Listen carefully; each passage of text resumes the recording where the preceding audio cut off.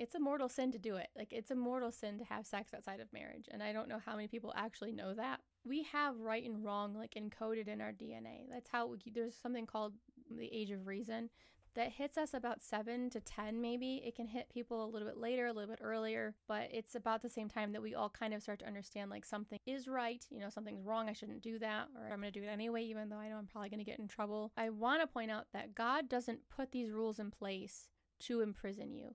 These rules are in place to protect you. He's just trying to prevent us from hurting ourselves, and that's exactly what sin does. It hurts us because, well, obviously, the devil, he fell from heaven. He used to be Lucifer. He used to be the highest angel. It was a seraphim. His job in this world is to strengthen us in virtue, but we still have a choice to cooperate with him or not. Same thing, we have a choice to cooperate with God or not. We don't have a right to sin, but we have the ability to sin, because nobody has a right to offend God.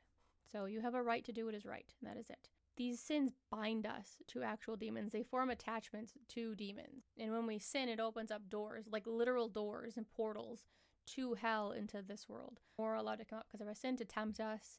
And we've fallen so far that, obviously, I think if you look around with the eyes of faith, you can see that our world is a very sinful place.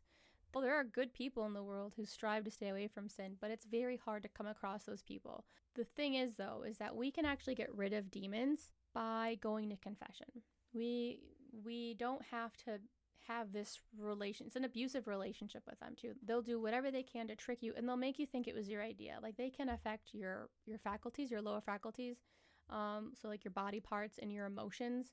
They can twist your emotions. They can make you feel like you're justified in something, and they can make you feel like you want to go watch porn, and then your body starts reacting. Maybe you start having a physical reaction before you even go watch it. That's because they can manipulate it. And then they get you to want to do it.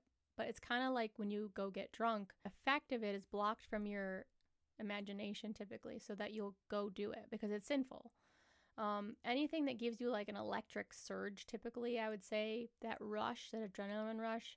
I'm not saying everything that gives you adrenaline rush can be sinful, but like people who do skydiving, for example, that's probably sloth, or sloth, however they say it, because you're not supposed to be doing that. Like you're doing something that doesn't really lead you to God. I mean, I guess it can. It would make me pray more if I was up there. But basically, when we sin, we put ourselves under the devil's dominion. He now has authority because we gave it to him, not because he actually has authority. God allows him to tempt us, to build virtue, and to perfect us. When you have spiritual attacks, it's so that you will rise above those occasions that you're being afflicted and be stronger. But there are many people who give in to them. And I know that I used to be somebody who would give in to temptations. And I felt like for a long time, like I was never going to escape it. I thought that I was just going to keep sinning. And it was especially true when I actually came back to the church and I was attending the Novus Ordo. I could get into this on a different day, but I did not feel like I had the spiritual strength to stop sinning. It wasn't actually until I started going to the Latin Mass and frequenting sacraments, especially confession, because there's a huge emphasis on confession and sin and avoiding it. Because Jesus says we have to be perfect like our Father in heaven is perfect. In order to do that, you need to uproot sin from your life. You cannot persist. Anything that you persist in with sin will keep dragging you down, and you'll keep taking you away from God. Like you'll have this void that you can't get rid of because the answer is God.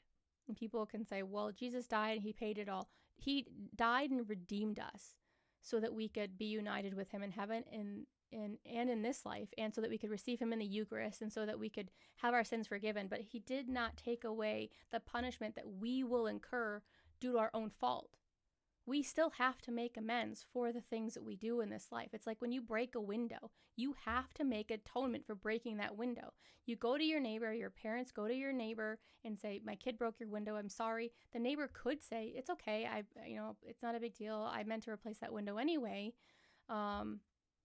Or that neighbor will expect you to pay that for that window to get fixed. And so would your dad, or your dad would pay for it and then expect you to pay him back, because you need to learn the consequences for your actions and learn to be more considerate. And if you break something, it is our job to fix it if we can.